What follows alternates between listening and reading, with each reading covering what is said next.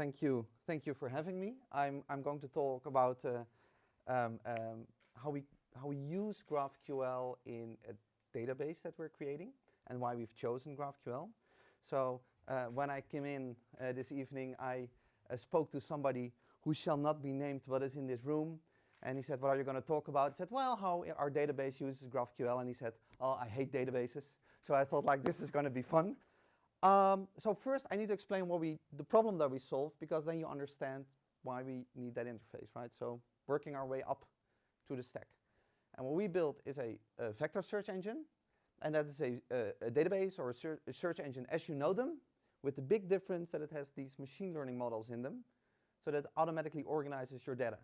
If I give you the demo, you're going to go, aha, gotcha. So, because what's the problem? So one of the problems that we had with the data that we were representing is, let's say that you have this data object.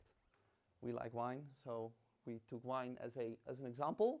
Let's say that you store this data object and you want to retrieve it and show it to somebody, right? Then somebody has a query, right, in your database. So if you now query on something that is like wine for seafood, then with a traditional database, you get like 0 results because there's no keyword match, right? It just doesn't match. So there's nowhere the word wine, there's nowhere the word for, nowhere the word seafood.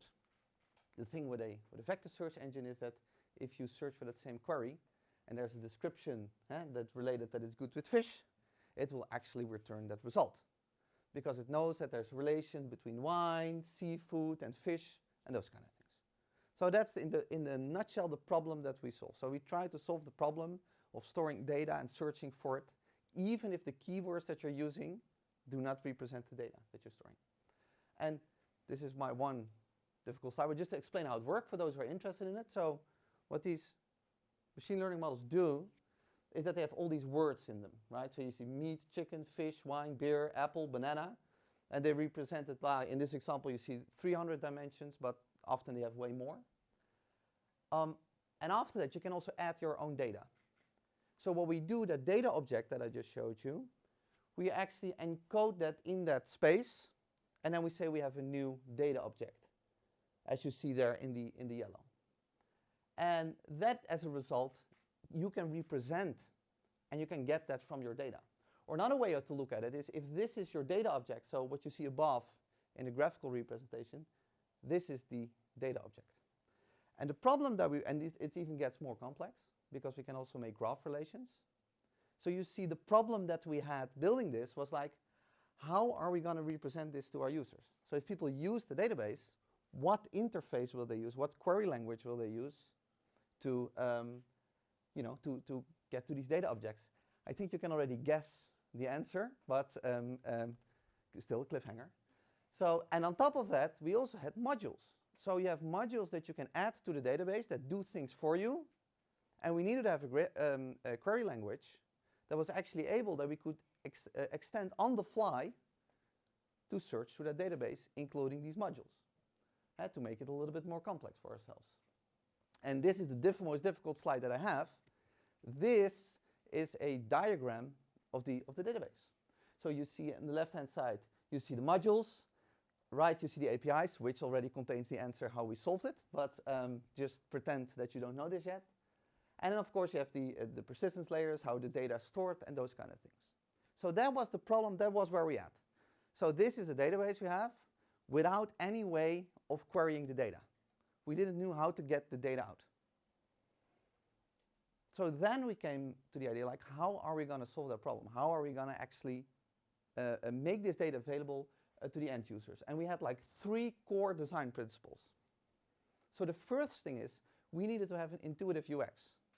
I strongly believe in that. So what you see especially, and maybe you know this, if you work with other graph query languages like maybe like Sparkle or those kind of things, it's less intuitive. It's quite, if you ever written a Sparkle query, it's not very intuitive like GraphQL is intuitive. But the upside that you have of using such a query language is that you can be very expressive. So the thing is, the question that we needed to answer was like, if our user is going to query the graph, are we going to choose for an intuitive API, but sacrifice on the expression? Or are we going to say like, no, we're going to use a more difficult API, and then our users just, they kind of just need to figure it out. So we decided for the first thing, because we strongly believe that if there's an easy, intuitive API, and when I'm going to show it to you how we solved it, I hope, of course, that you agree, is way more important, because that makes it easier to actually use these kinds of technologies. Secondly, we needed to have that modular structure.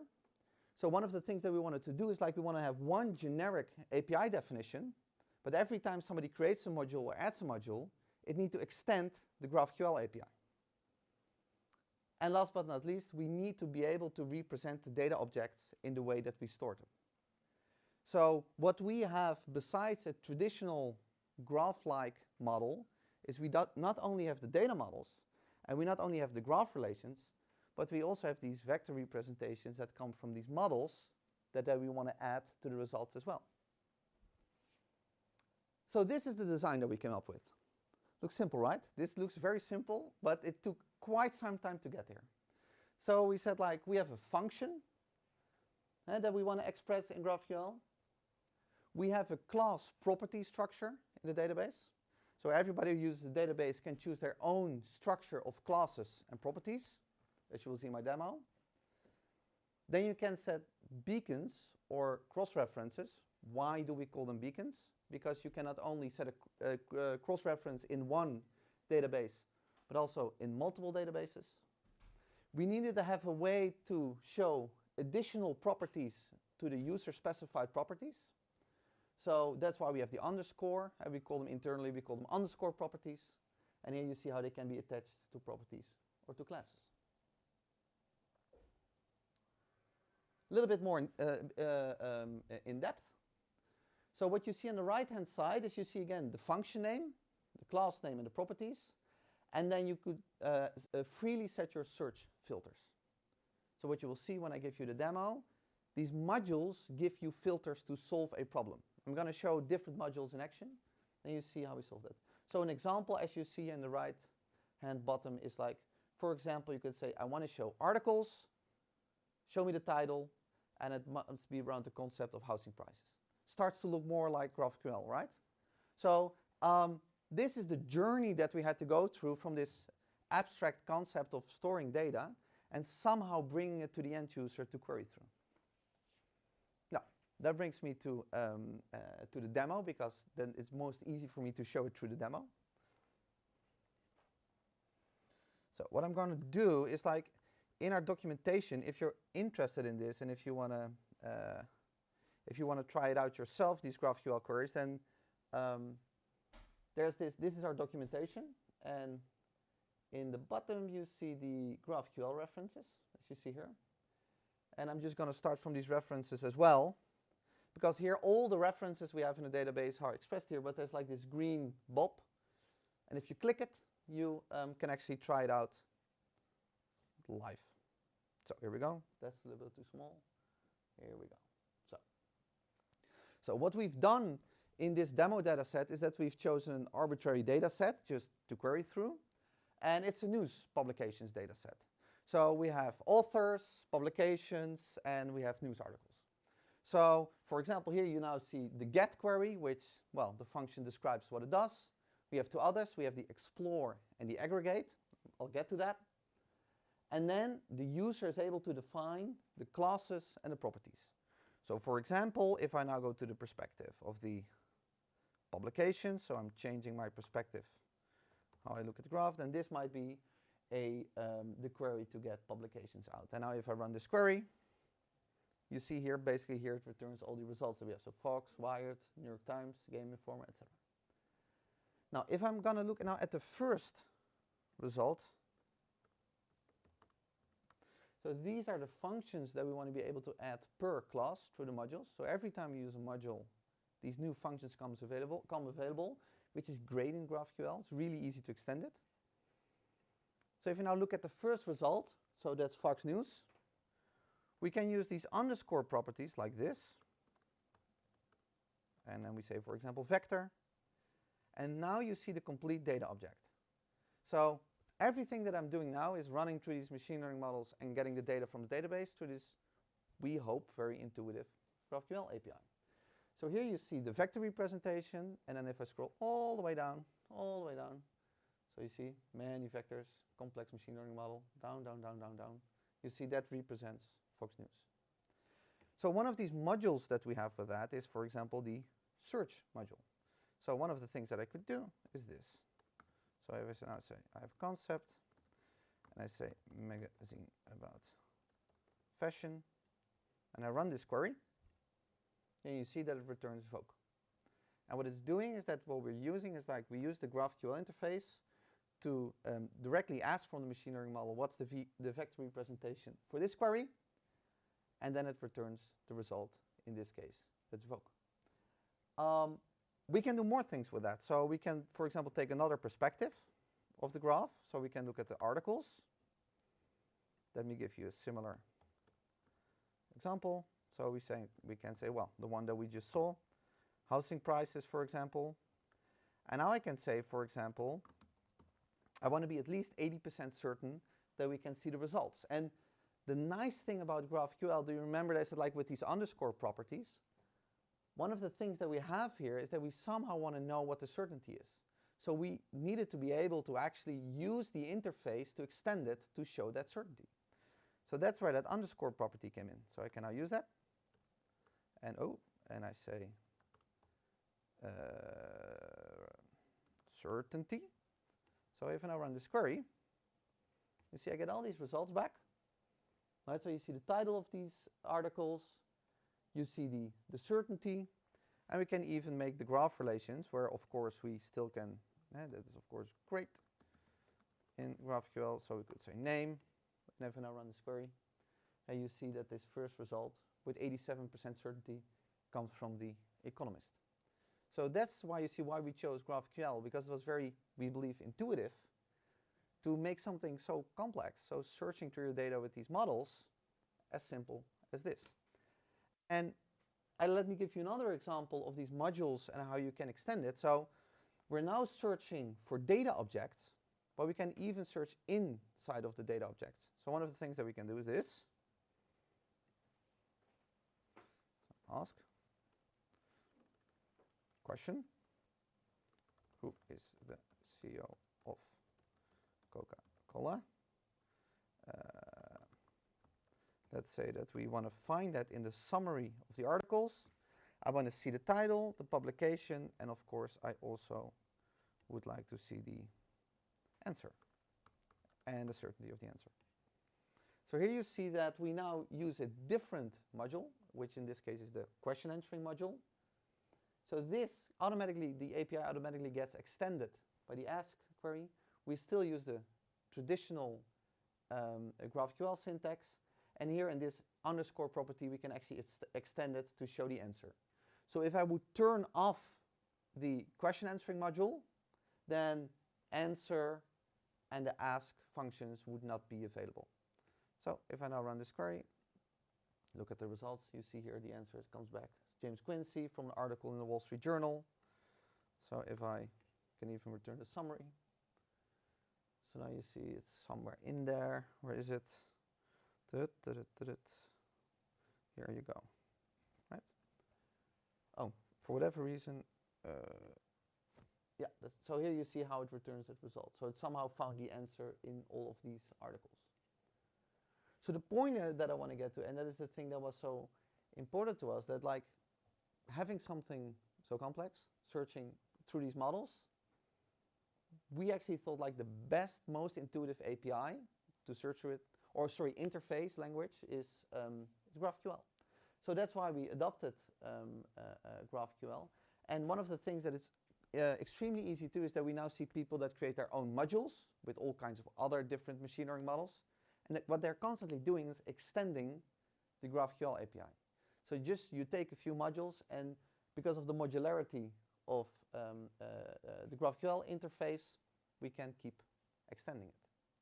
So that is how we solve the problem of going from a new type of search engine and trying to figure out like what kind of query language we are going to use to show these results to the end users, why we ended up with GraphQL.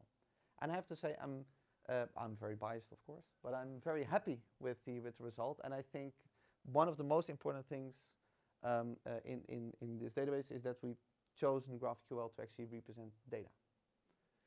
So that is the story that I wanted to share with you. I have no idea for how long I've been talking, but I'm very curious if you have any questions related to this. Yes.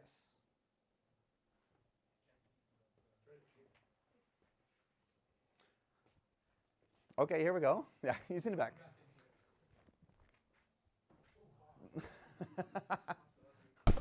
So just a simple question.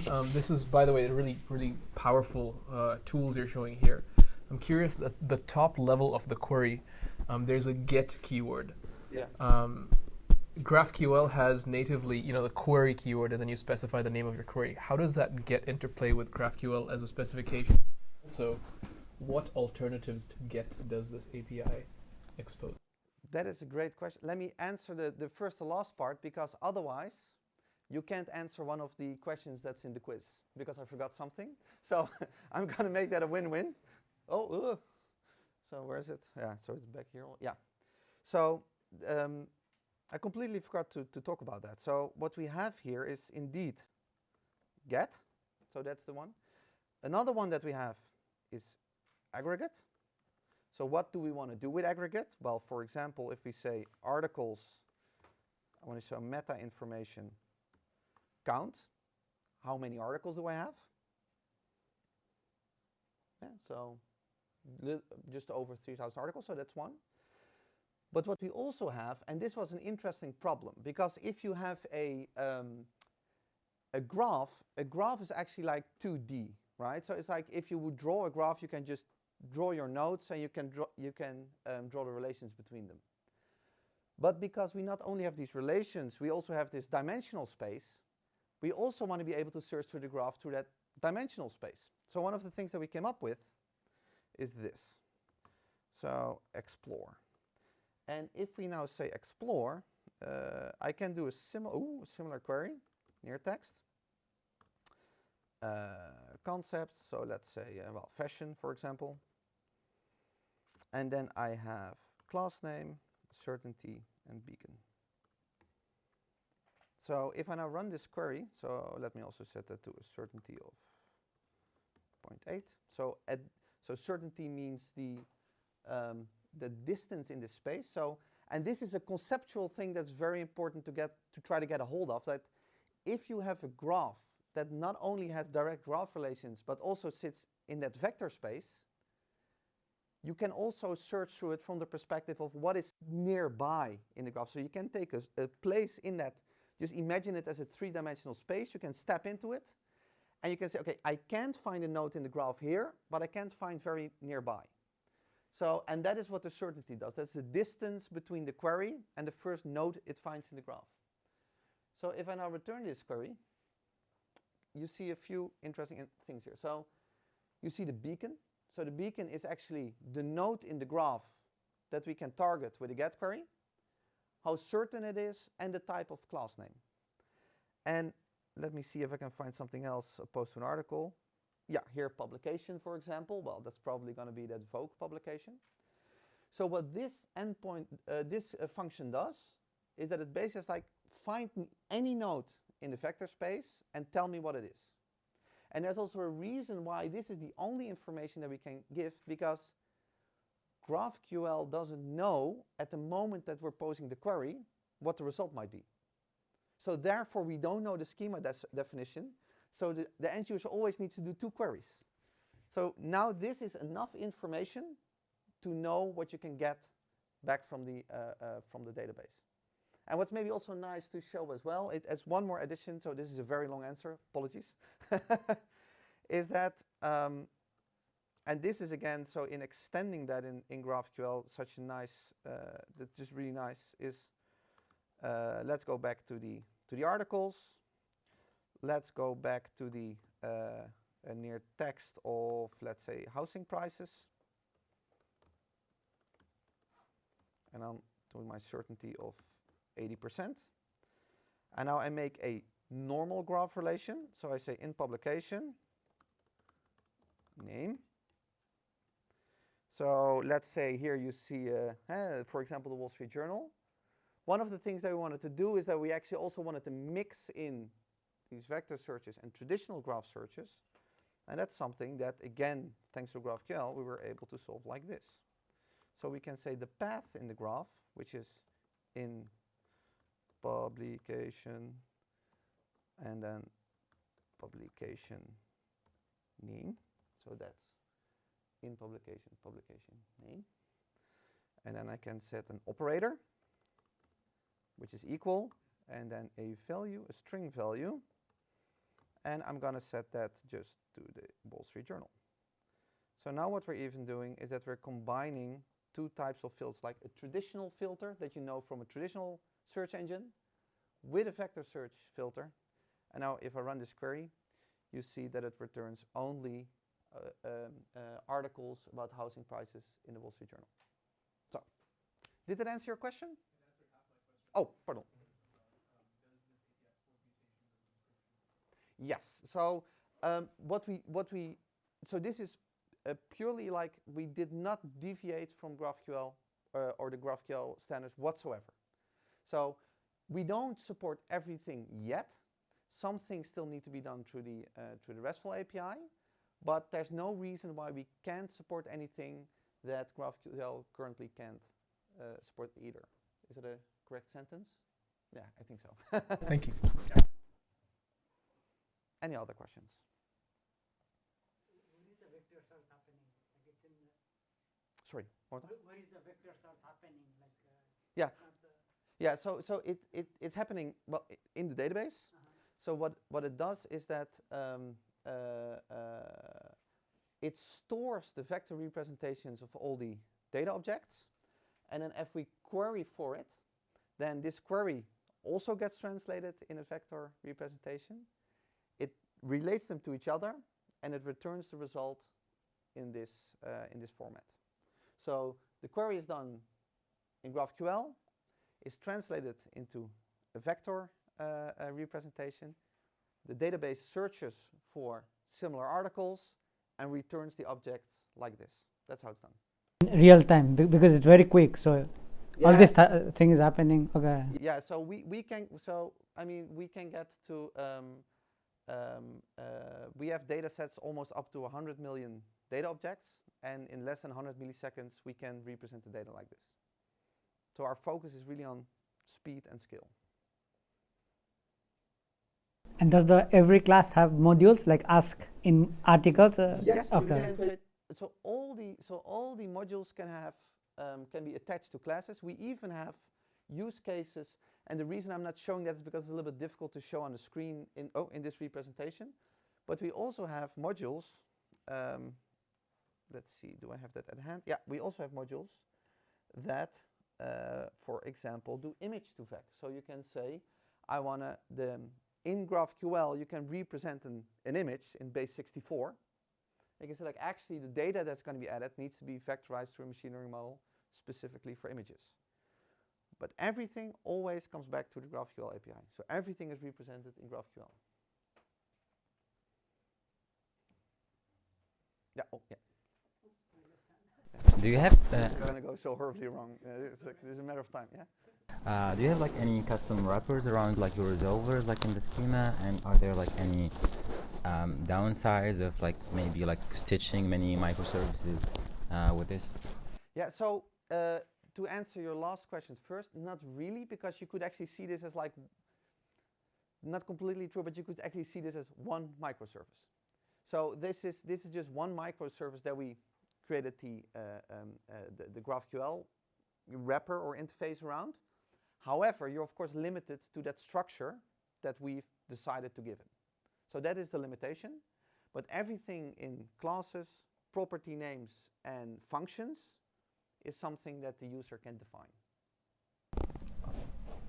For the first part? Oh yeah, that was the first part again? For the resolvers, like, do you have like any custom resolvers? Because like he asked before if you have the same like definition from like normal, like for example like the query, and I was wondering if there's any custom logic around like your resolvers, like or how you're getting like the queries from the back, for example. No. No. So it's you're always limited to this way of structuring your resolvers. It's always the same. However, what we do see is that people start to create some people create a middleware in between to represent the data in different ways. But this is just how it's represented from the database, and so you have one option, or one structure is better, yeah, to put it like that. Yeah. So the question is, are you using a particular encoder or embedder for the vectorization?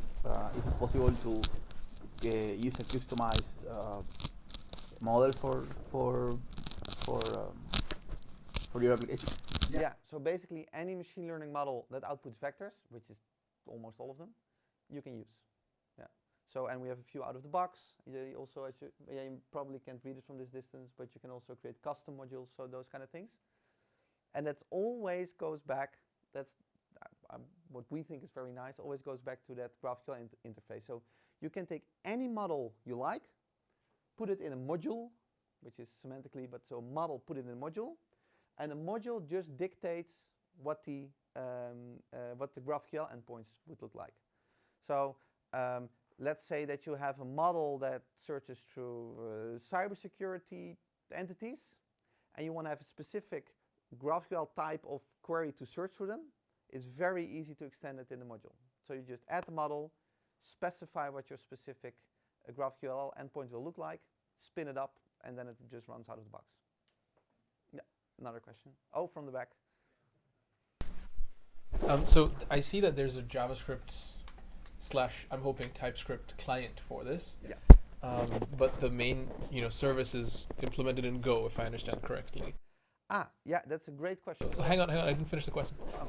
So my question is, if I wanted to deploy a server of Weaviate and have it read from any custom models, maybe even some I create or some pre-trained models, do I need to learn Go if I want to do that, or can I do that with TypeScript? No. So it's like, so yes, Weaviate is written in Go, but the client libraries that are represented here, we just have a bunch of them. So you'll always be using the client libraries for the language you prefer to use. No, so it's like compare it with any other database that you know. Pick any database you like. And then if you want to write in JavaScript, you use the JavaScript client for that database. That is not different for Weaviate. So if you run it, it's literally from, let me quickly guide you to the installation guide. So you say you choose your version, you say it's text-based. Let's say we're going to work with transformers. You pick a transformer you like, the modules that you like. So I'm now going to keep it to disabled. The point that I want to get to is that blah, blah, blah. You get to one Docker compose file, you run it, the server starts to run, you pick the client library, for example, JavaScript or Python or whatever you like, and you connect it to the database. But the interface that's coming directly from Weaviate is just pure GraphQL. Yeah, so currently you do that through the RESTful APIs. So you shoot an object in like this. Sorry? Yeah, just that all comes in the same client. So if you create a data object, so for example, if you want to work in JavaScript, this is the pattern how you would add a data object to Weaviate. Yeah. So currently, what we have is we say querying is done with GraphQL, adding data through the RESTful API. We might want to change that in the future, but yeah. Any other questions? Oh. All right. So, looking at the easy setup on the website, does it happen to be open source that I can directly connect it to my private project, where it's absolute overkill? Yes, and I can even proudly say that probably this year we're going to get to. Let's see if it's showing. Oh, no, it's not showing, but we're getting to almost 500,000 downloads now. So it's just on GitHub. Yeah. Awesome. Yeah. So funny side story, because I know why it's not loading. 45 minutes before my talk began, almost all Google services were down. So Spotify was down, everything was down, and this is running on Google Cloud. So I'm glad that it's up again, so so that I could show you this demo. But that's a cloud function, so that's why it's not showing. But yes, it's on GitHub, so you can go there and you can even look at the GraphQL implementation if you like. So it's oh, where is it? Yeah, here. Just here it is. It's completely open source, and while you're there, just give it a star. Yeah. Any other questions? Yes.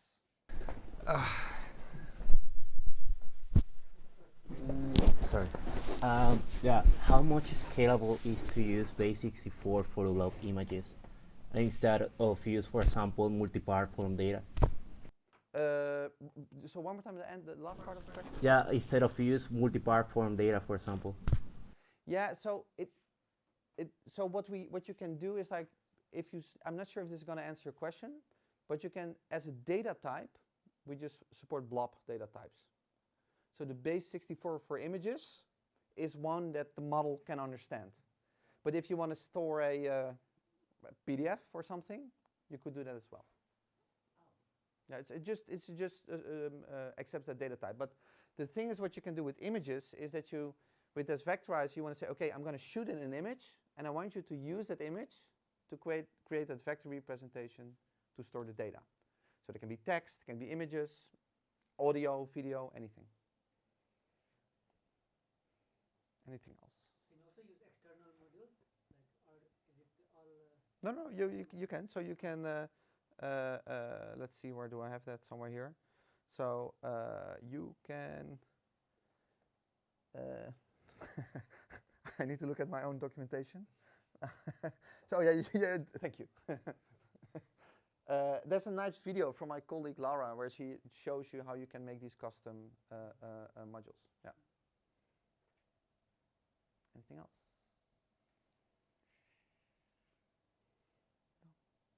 In that case, thank you so much.